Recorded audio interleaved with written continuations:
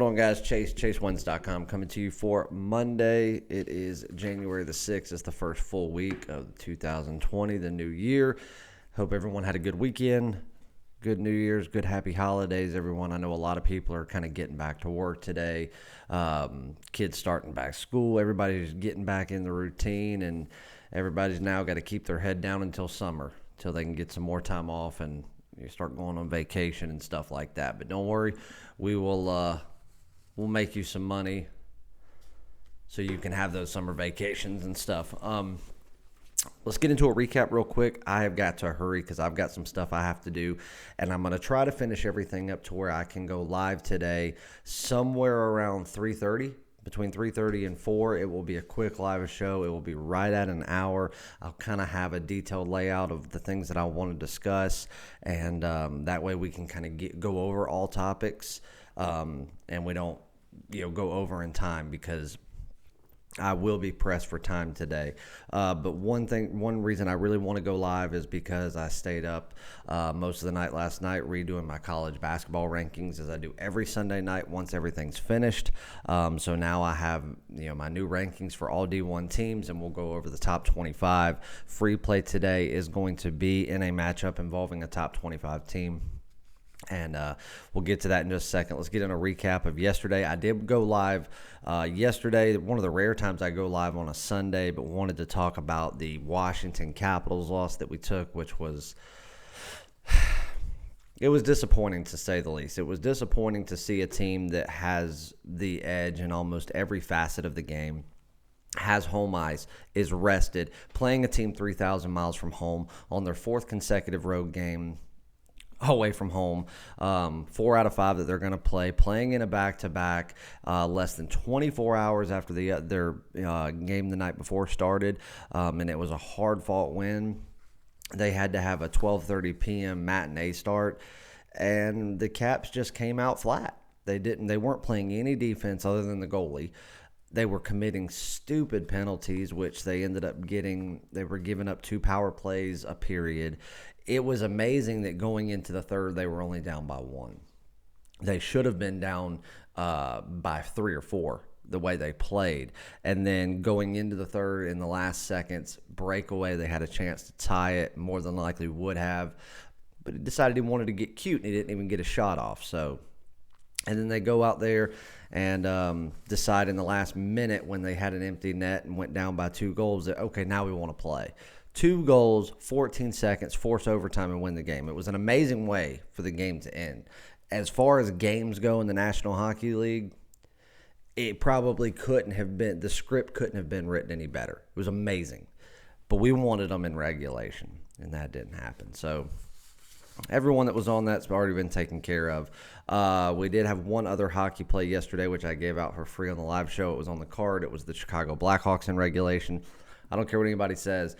Good or bad, love them, hate them, the Chicago Blackhawks play the most intense offensive hockey in all of the league. They don't stop for a second. They set up they set up the best scoring opportunities, period. They haven't been real great at finishing those this year against great hockey teams, but here's the thing. They have the talent to get to the postseason just on the offensive end. It's can they keep people from scoring. Either way, it was a nice, easy winner. They were down 2-0 early, came back and won 4-2. Probably could have made it 5-2 if they really wanted to push the issue with the empty net, but they didn't. So we took a win there. Nothing in the NBA yesterday as far as a premium play. I told you why I wasn't pulling the trigger on the Lakers, and there again, they prove it. They were going up against the worst rebounding team in the NBA. One of the bottom tier shooting teams, a team that's not the worst defensive team, but they're certainly not in the top level of it.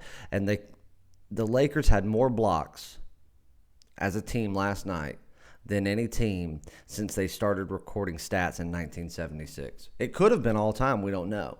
But since 1976 when they did it, more blocks as a team. It was like 35 or something. It was unreal. And they still can't beat a Detroit team who's fatigued, who's playing on a road trip on the other side of the country. They can't win they can't cover a 14-point spread that should have been 20. That's why I think that LA is the Gonzaga of the NBA at this point. Talent-wise, they still have one of the best teams. But if they're going to play like that and not finish the games, you can't expect them to win a championship.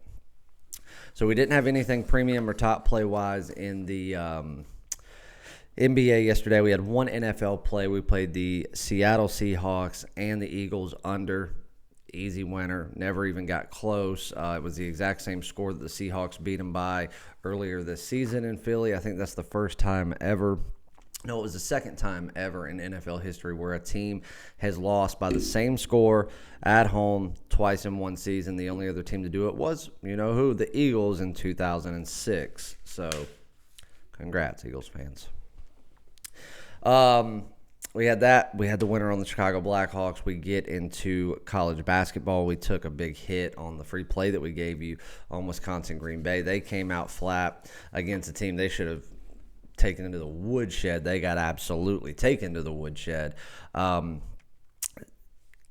We had St. Peter's. We had an underdog. I'm telling you right now, the underdogs have been absolutely killing it.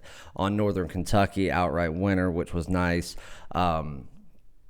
And then we had, let me go back and look at my notes. Trying to remember all this stuff off recall sometimes can be difficult, but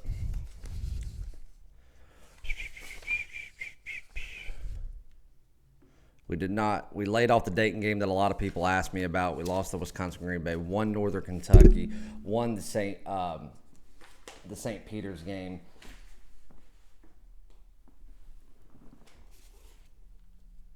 And then we won the Rider game. So 3 wins right there. Minnesota had a late play. They barely missed the cover there. But they absolutely played a great game. So I cannot fault them for that. So the premium card yesterday certainly was not something to hold your head down at. But the Washington play killed us yesterday. So, but anyway, let's get into a free play because, again, I have a ton of stuff to do. I want to go live. One announcement that I have is we have the special that I've never run before. It's called the 50. It's 5 for 50. 5 days, $50. Usually we charge $50 for a 3-day package. I'm going to try something new. $50 today. Today only will get you 5 full days of premium and top plays. Again, the special runs till midnight. Obviously, if you wait until the last minute to get it, your plays won't start till tomorrow. But you can get today through Friday's plays for $50. Try us out. That way, instead of, a lot of people try out the 3-day pass when they want to see what we're about, see what we do, see how we win, which is fine. It's a great deal. But today and today only, you're going to get 2 extra days for that same price. And then going into this weekend, you can make a decision at what long-term package you'd like to get or longer term. So try that out. I'll post the link in the YouTube community. There will be a link in the description of this video. There will also be links on Twitter and Instagram because it is live on the site as we speak. Let's get into a free play. We are going to go to the West Virginia-Oklahoma State game. Oklahoma State at home, their last 5 games, they absolutely have been getting rocked, but it's not by bad teams. They absolutely got blown out of the water at Texas Tech. Really, their only good win they've had in their last 5 contests is against Houston, which, again, I give Houston a lot more credit than most people do, but I don't think that Houston is a team that should be overly bragged about. So take that for what it is. They Southeast Louisiana, obviously, they had a big win over, but that's one of the bottom-tier teams in all of basketball. They got rocked by Minnesota, by Wichita State, like I said, again, by Texas Tech. The only real true win that they've had in the last 5 games is against Houston, and it was a very narrow win at that. West Virginia coming into this game having a big loss against Kansas, which was their last loss. It was only 7 points, but, again, making it that close and going down late to lose. They beat Ohio State when they were a number 1 team, Youngstown State, Nichols, and then I think Austin Peay they beat. So, their wins are not, other than Ohio State, those wins mean nothing as far as preparing you for this game. Talent for talent, is West Virginia a better team? I would say so. Obviously, Bob Huggins, the better coach. One thing that I don't think Bob Huggins is prepared this year with the new talent that he has is to go and face a true road test. Obviously, they faced the road test with Kansas, but they didn't win. One thing that I think is going to happen tonight in front of a sellout crowd in Stillwater is that they're going to come out and they know they really have nothing to lose here. But this is a bigger rivalry than most people give it credit for. You're a 9-4 team going up against an 11-2 team that was expected to fall flat this year. I told you guys at the beginning of the year they'd be fighting for a Big 12. Really, the only competition they'd have to try to take down would be Kansas when it comes down at the end. But Oklahoma State, guys, this is a team that's not getting enough credit. Do I think they're a true top 25 team? No, not at the moment. I think they can be. They're going to have to start playing a little bit better, and I think a rowdy sellout crowd in Stillwater will be just what the doctor ordered to get back on track. They've proven that they can hang with some of the better teams if they're playing their ball. Don't try to get cute. Don't try to take too many outside shots. Play tough in the paint, get the rebounds, play smart fundamental football, and then they know that they can at least make a game of it. When they do that, like they did against Houston, they bag the win. I think that West Virginia is going to come in overlooking Oklahoma State just a little bit. I think that Oklahoma State's going to come in with a game plan designed specifically for this West Virginia team. And I think that what they can do is break out to an early lead, force West Virginia to turn it up just a little bit to get back into the game. And then there's going to be two factors. There's going to be stamina at the end.